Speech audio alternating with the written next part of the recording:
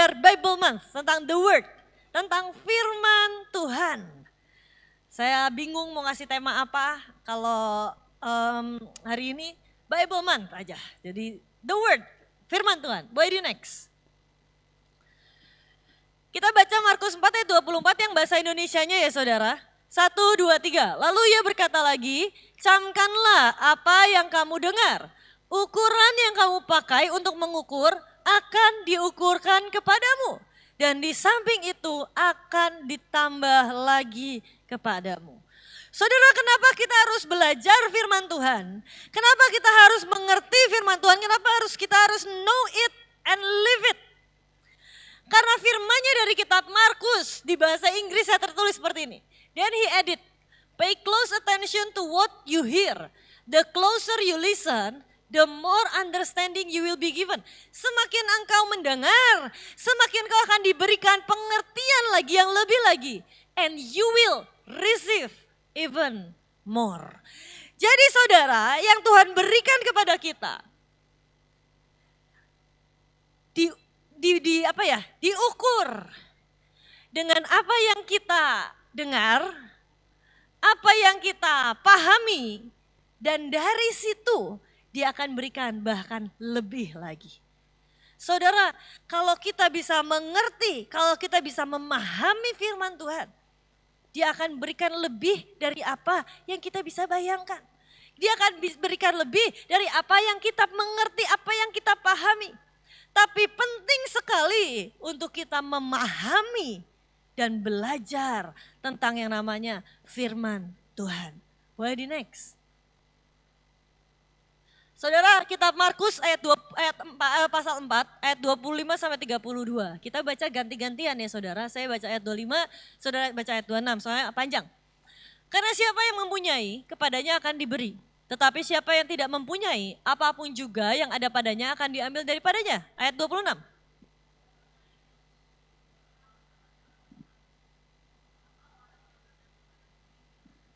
Lalu pada malam hari ia tidur dan pada siang hari ia bangun. Dan benih itu mengeluarkan tunas dan tunas itu semakin tinggi. Bagaimana terjadinya tidak diketahui orang itu.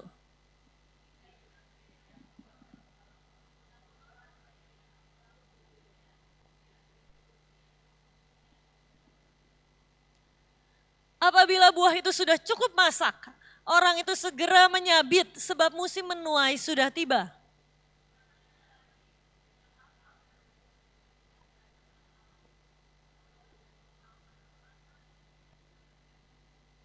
Hal kerajaan itu seumpama biji sesawi yang ditaburkan di tanah, memang biji itu paling kecil daripada segala jenis biji yang ada di bumi.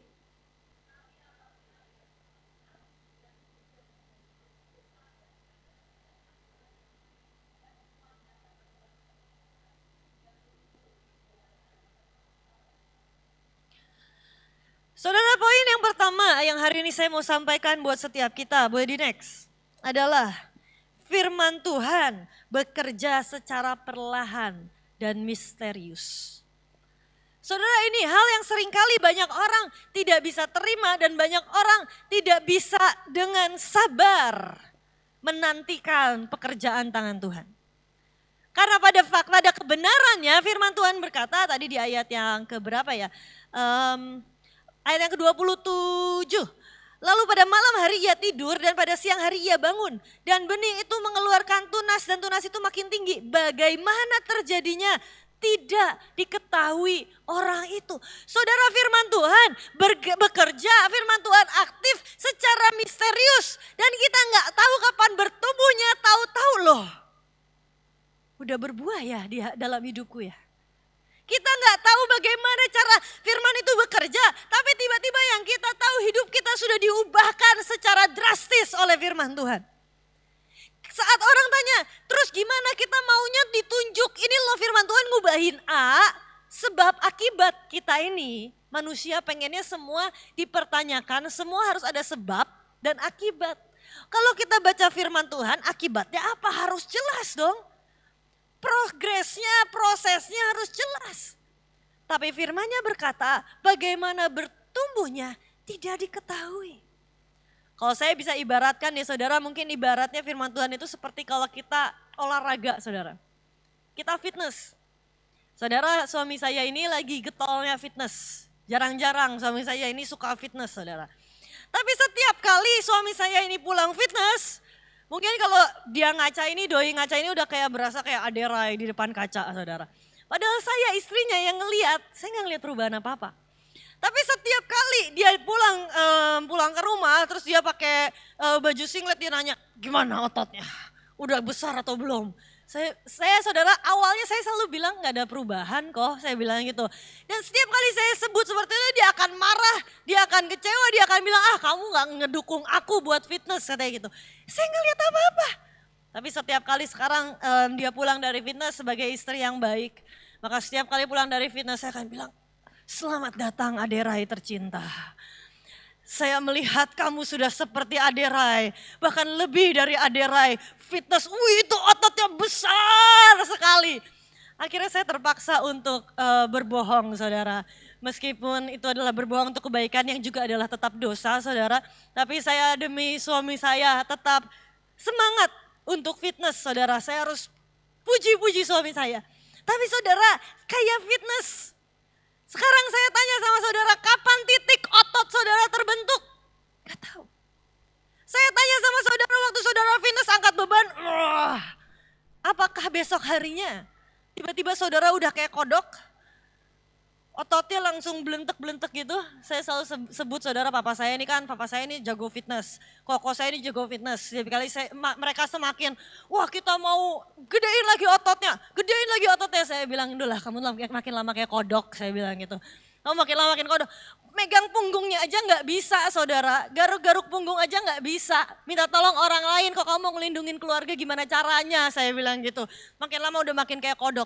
Tapi saudara, bukan berarti itu sebuah sesuatu yang instan. Begitu kita fitness, begitu kita olahraga, langsung ototnya langsung besar kayak balon ke sana dan ke sini. Gak kayak gitu. Tapi itu sebuah proses yang kita bahkan gak tahu kapan itu bertumbuh. Kita bahkan gak tahu kapan otot itu terbentuk, tapi eventually satu titik begitu kita melihat kaca, kita akan melihat loh, kok tubuhku udah beda ya? Ototku udah terbentuk ya? Nah saudara, sama dengan firman Tuhan. Kadang-kadang kita pengennya semua yang instan. Aku udah baca Tuhan, hari ini aku udah baca 5 pasal Tuhan, besok aku udah harus bisa melayang. Tuhan, aku udah baca firman Tuhan, besok aku ketemu orang sakit dan orang sakit harus langsung sembuh. Dan kita mulai ngatur Tuhan. Tuhan, aku udah baca Alkitab Tuhan, besok masalahku harus selesai. Dan kita mulai ngatur Tuhan. Saudara, firman Tuhan itu bekerja secara perlahan dan misterius. Tapi yang saya bisa pastikan adalah firman Tuhan adalah ya dan amin. Saat saudara tekun, saat saudara dengan setia mengerjakannya, saudara setia baca firman Tuhan, belajar firman Tuhan, maka pertumbuhan itu akan saudara nikmati dalam hidupmu. Mungkin gak secara signifikan, tapi tiba-tiba saudara akan lihat, kok nyampe juga ya? Kok hidupku sekarang udah berubah ya? Saudara flashback ke 5 tahun yang lalu, saudara akan lihat, dulu aku orang yang hidup di lumpur dosa. Ternyata hidupku sekarang udah berubah ya. Dan ternyata firman itulah yang bekerja dengan luar biasa dalam hidup kita. Boleh next.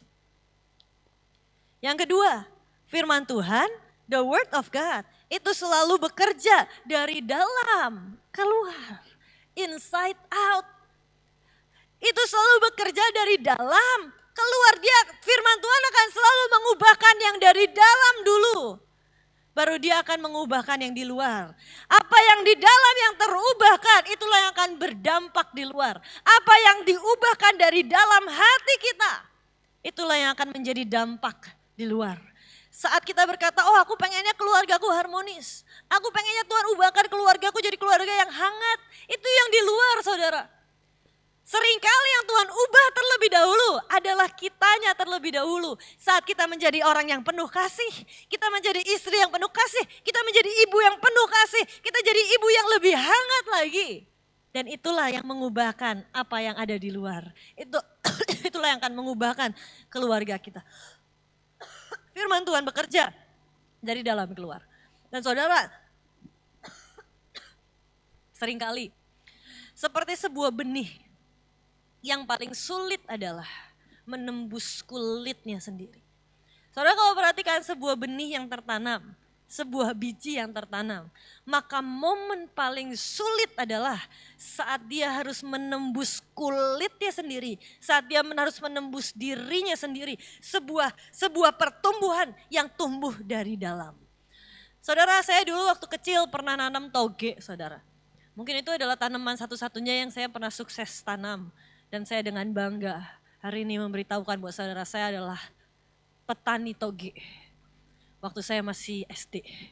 Saya tanam toge di kapas. Dan saudara, saat saya tanam toge itu, hal tersulit untuk toge itu dipastikan dia bertumbuh atau enggak adalah saat dia harus menembusi kulitnya sendiri. Dia harus dari dalam, dia harus ada sebuah kekuatan, ada sebuah tenaga yang dia harus keluarin untuk menembus kulitnya sendiri. Nah saudara, dalam hidup kita seringkali yang paling susah itu bukan pertumbuhannya. Yang paling susah adalah momen di mana kita menembus starting point itu loh saudara. Waktu kita ini harus menembus kulit kita sendiri. Waktu kita ini harus menembus daging kita sendiri. Waktu kita ini harus istilahnya ya menetas. Itu yang tersulit saudara. Tapi saudara, disitulah kita harus berkata, Tuhan tolong aku. Dan disitulah firman Tuhan bekerja. Saat ada sebuah kekuatan yang begitu dahsyat dari dalam. Itulah yang akan menembus kulitnya sendiri. Kadang-kadang ya saudara, paling susah itu adalah saat kita memulai. Saat kita dikasih, ayo baca Alkitab, baca firman Tuhan, baca firman Tuhan, baca firman Tuhan. Saudara, yang susah itu adalah memulai untuk buka Alkitab, baca firman Tuhan. Itu gak bisa dikasih tahu dari luar saudara. Saya bisa sampai berbusa ngasih tahu saudara baca Alkitab, baca Alkitab, baca Alkitab. Tapi kalau gak ada kemauan dari dalam, saudara gak akan bergerak kemana-mana kok. Harus ada kemauan dari dalam. Dan itulah yang akan menembusi kulitnya saudara. Saudara pernah gak dengar sebuah cerita tentang kepompong? Kepompong yang hari itu ada profesor yang dia lihat ada kepompong prosesnya berubah jadi kupu-kupu. Kasihan ya, sama dia digunting dari luar saudara. Yang terjadi apa? Jadi kupu-kupu cantik tapi gak bisa terbang. Kenapa? Karena bukan dari dalam. Saat kepompong itu mungkin susah, mungkin bahkan harus berhari-hari dia berusaha keluar dari kepompong itu. Tapi saat dia berhasil, otot-ototnya sudah kuat. Dan dia bisa terbang jadi kupu-kupu yang indah. Saudara, jangan harap untuk ada orang lain, hamba Tuhan lain atau siapapun yang memberikan saudara jalan pintas. Orang dari luar, orang eksternal dari luar hanya akan bisa memotivasi saudara. Tapi semuanya tetap harus dari dalam. Makanya firman Tuhan bergerak inside out, dari dalam keluar. Apa yang di dalam ini akan terpancar keluar dari hidup kita. Yang ketiga, akan bertumbuh dan berbuah saat tertanam di hati kita. Saudara, firman Tuhan baru akan kita nikmati, baru akan kita bisa rasakan perubahannya saat itu bertumbuh dan berbuah di hati kita. Firman Tuhan akan saudara rasakan dampaknya, akan saudara rasakan betapa luar biasanya. Kayak firman tadi berkata, firman Tuhan itu seperti biji sesawi. Yang saat ditanam bijinya kecil, tapi itu akan bertumbuh dan berbuah jadi sesuatu yang dahsyat. Saudara, benih itulah yang harus kita tanam di hati kita. Dan saudara, kalau saudara perhatikan, benih itu bukan benih yang sesuatu benih yang istilahnya ditanam dibiarin. Tapi harus dengan sebuah kesengajaan untuk dirawat. Disiramin sama kita, dipupukin, dan itu akan bertumbuh dan berbuah. Kadang-kadang ada ranting yang mulai yang mulai jelek, kita harus potong dan kita harus kerjakan lagi. Saudara, dalam hidup kita untuk kita semakin mengerti firman Tuhan, biar bagaimanapun harus ada yang namanya sebuah kesengajaan.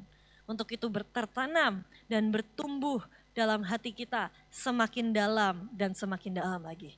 Nah, boleh di next yang terakhir. Saudara, bagaimana cara kita mengaktifkannya? Cara kita mengaktifkannya yang pertama adalah saat benih itu harus tertanam. Saudara, yang namanya tertanam itu gak bisa hanya di permukaan. Yang namanya tertanam itu gak bisa cuma saudara taruh di luar. Yang namanya tertanam itu harus saudara gali sampai ke yang dalam. Saudara harus taruh firman Tuhan itu sampai hatimu ini saudara gali sampai yang paling dalam. Dan biar firman itu tertanam dalam hati kita. Saudara jangan biarkan firman Tuhan hanya sekedar jadi bacaan kita sehari-hari.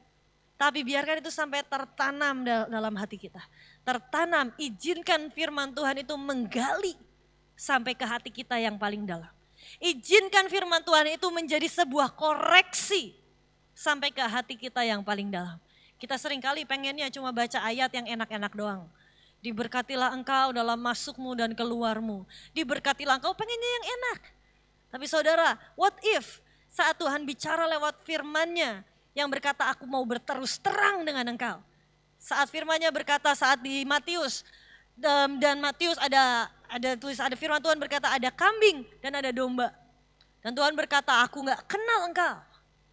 Karena pada akhirnya aku harus berterus terang dengan engkau. Saudara, saat saya baca firman itu ya saudara. Itu jadi sebuah firman yang menemplak dan menampar saya. Saat firman itu berkata pada akhirnya aku harus berterus terang dengan engkau. Saudara, tiba-tiba Tuhan bicara ke hati saya dan berkata, "Nak, maukah engkau untuk aku Tuhan berterus terang kepadamu, bukan di akhir, tapi bahkan di perjalanan hidup kita." Kadang-kadang kita nggak mau Tuhan untuk berterus terang sama kita. Keterus terangan Tuhan itu menyakitkan. Karena seringkali Tuhan harus berkata, ya kamu tuh hidupnya nggak bener loh. Saat kita ngerasa kita udah rohani, saat kita ngerasa kita udah pelayanan, kita ngerasa hidup kita udah baik. Dan tiba-tiba firman-Nya berterus terang buat kita. Beranikah kita untuk berkata, iya Tuhan, aku mau engkau untuk berterus terang terhadap aku. Keterus terangan Tuhan itu menyakitkan. Saudara bayangkan, kalau di firman Tuhan ada yang domba dan ada yang kambing. Yang kambing udah ngelakuin ini itu, dia bilang Tuhan kapan saat engkau kelaparan aku tidak memberi engkau makan.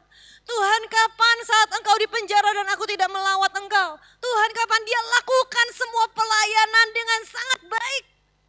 Tapi di ending, di akhir Tuhan bilang pada akhirnya aku harus berterus terang bahwa aku tidak mengenal engkau. Tapi kalau udah di akhir saudara, gak ada lagi kesempatan untuk memperbaiki. Sekarang hari ini kalau Tuhan tanya buat kita, beranikah engkau untuk Tuhan berterus terang buat setiap kita? Bukan di akhir nanti, di depan pintu surga nanti. Kita udah gak punya kesempatan memperbaiki. Tapi biar dalam hidup kita ini sekarang, sewaktu-waktu Tuhan mau tegur kita, Tuhan mau koreksi kita, Tuhan bahkan mau didik kita. Biar dia selalu berterus terang dan biar firman-Nya itu selalu tertanam di hati kita. Yang pertama adalah tertanam. Yang kedua adalah harus tertanam di hati yang subur. Firman-Nya berkata sebuah benih itu bisa ditaburkan di tanah yang tidak subur. Dan itu bisa ditaburkan di tanah yang subur. Saudara, saya gambarkan tanah yang subur. Hati yang subur adalah hati yang selalu siap untuk belajar. Hati yang subur adalah hati yang mau diajar. Hati yang selalu mau untuk berkata, ya Tuhan ajari aku. Ya Tuhan didik aku lagi. Saudara, ada banyak orang yang punya hati yang begitu manis. Dan itulah hati yang subur. Hati yang siap untuk diajar. Saudara, saya ini sering ketemu sama anak-anak muda saudara. Dan sangat banyak anak-anak muda ini yang kemudian saat saya berkata, ini loh kamu jangan pacaran sama orang yang beda agama. Yang tidak seiman. Biar gimana pun pacaran itu bukan sesuatu yang main-main. Pacaran itu adalah sesuatu yang kita sedang menyiapkan untuk pernikahan. Dan saat saya mulai ajarin, saya mulai kasih tahu dengan kasih. Cici gak tahu zaman sekarang seperti apa. Zaman sekarang sudah berbeda. Zaman dulu itu seperti itu mungkin. Oh zaman sekarang udah berbeda. Kita ini menganut kebebasan. Dan saya percaya satu hari nanti Tuhan akan jamah. Saya bilang kalau kamu percaya satu hari Tuhan akan jamah, tunggu sampai Tuhan jamah. Baru kamu pacaran sama dia. Dan kalau memang dia jodohmu, dia gak akan kemana-mana kok. Selama motivasi hatimu benar di hadapan Tuhan, Tuhan akan kasih yang terbaik kok buat kamu. Kamu gak perlu khawatir. Oh tidak bisa Ci, itu mah persepsi zaman dulu. Saudara, tanah yang tidak subur akan selalu berkata aku yang benar, dan aku yang benar. Tapi di tengah hati yang subur akan selalu berkata Tuhan, kalau aku salah, kalau aku menyimpang, tolong perbaiki aku, tolong koreksi aku. Miliki hati yang subur. Dan yang terakhir, saat firman Tuhan itu direnungkan dan diresapi. Jangan jadikan firman Tuhan hanya sekedar bacaan doang. Hanya sekedar koran harian. Tapi jadikan firman Tuhan sesuatu yang kita selalu renungkan, sesuatu yang kita selalu resapi. Karena sekali lagi firman Tuhan bekerja secara misterius. Kita seringkali nggak tahu kapan dan waktunya tiba-tiba itu bertumbuh, kapan dan waktunya tiba-tiba itu jadi besar dalam hidup kita, kapan waktunya tiba-tiba itu mengubahkan hidup kita. Tapi hari ini saya mau bilang sama setiap kita, lakukan dengan setia dan lakukan dengan tekun. Lakukan dalam hidup kita sampai kita bisa melihat sesuatu yang ajaib dalam hidup kita. Ada sebuah quotes dulu yang berkata, push, pray until something happen. Nah, sekarang mungkin bukan push, tapi apa ya? Read the Bible until something happen. Baca firman Tuhan, renungkan firman Tuhan, resapi firman Tuhan. Sampai yang ajaib, yang dahsyat akan terjadi dalam hidupmu. Tapi sekali lagi, jangan nantikan yang instan saudara. Firman Tuhan itu bukan mie instan. Orang kalau mie instan bisa langsung jadi cepat selesai. Tapi firman Tuhan bicara sebuah proses yang kita lakukan daily, day by day. Itu akan mengubahkan the inside you. Itu akan mengubahkan dari dalam, yang paling dalam dari hidup kita. Dan itu akan berdampak sampai ke yang luar. Inside out, the word, firman Tuhan akan bekerja inside out, dari dalam yang sampai yang keluar. Kadang orang bilang, Pastor, aku pengen punya masa depan yang cerah. Aku ini dari keluarga broken home. Saya selalu bilang, you may come from a broken family, but a broken family should not come from you. Kita bisa datang dari keluarga yang berantakan, dari keluarga yang rusak. Tapi keluarga yang rusak harusnya tidak muncul dari kita. Berhenti sampai mungkin di atas kita. Dan kita mulai keluarga yang harmonis, keluarga yang bahagia. Dan orang berkata, gimana caranya Pastor? Baca firman Tuhan. Aku udah baca Pastor, tapi keluarga aku masih berantakan. Bukan keluarganya yang jadi fokusnya, harusnya dirimu. Karena firman Tuhan itu mengubahkan kita. Dan saat kita bertumbuh, kita berbuah. Buahnya itu akan dinikmati oleh keluarga kita. Dan itulah yang akan mengubahkan keluarga kita. Saudara, jangan tunggu untuk orang lain yang berubah. Tapi mari diri kita sendiri dulu, inside out. Fokusnya jangan tuntut orang lain, harusnya dia berubah, harusnya mertuaku berubah, harusnya anakku berubah. Mulai dari kita. Karena firman Tuhan akan bekerja dari dalam. Dari yang paling dalam dari hidup kita. Dan percayalah saat hidup kita, hati kita berubah, itu akan berdampak sangat signifikan terhadap lingkungan kita. Dan disitulah kita akan berkata, I speak Jesus. Jesus for my family. Jesus, apa ya kata-katanya ya? Speak Jesus to my family. Bukan, lagunya. Gimana lagunya? Speak.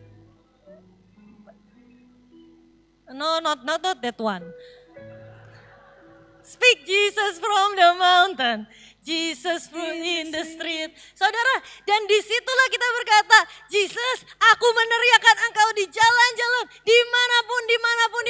Kenapa? Karena ada the word of God dalam hidup kita. Amin. Mari bangkit berdiri bersama-sama. Speak Jesus to the mountain.